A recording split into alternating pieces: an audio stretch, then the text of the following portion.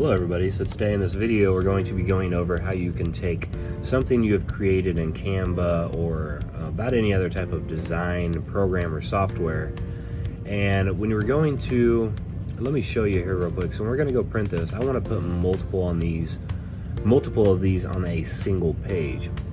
So when we go to print it, I can select our color printer here, but there isn't really any options to make multiple of them on one page. In this example, we'll probably want 4 on a single page.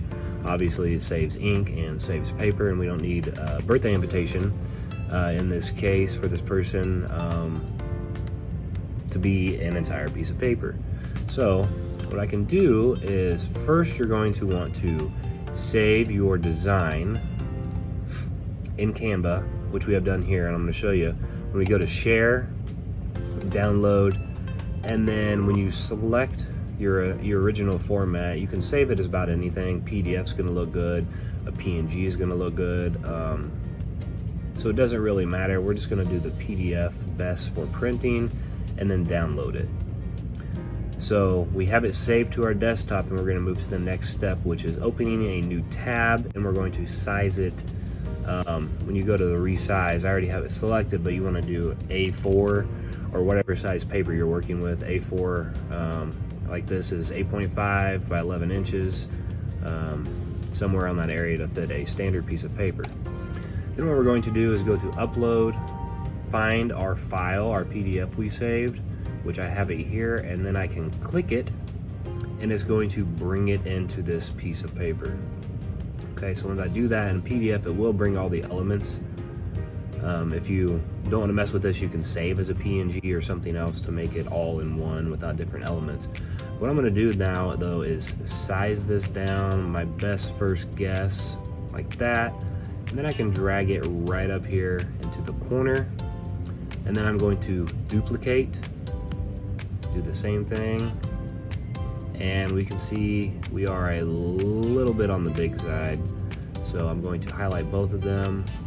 I'm going to shrink them both down a little bit. Hopefully I can select just this over here.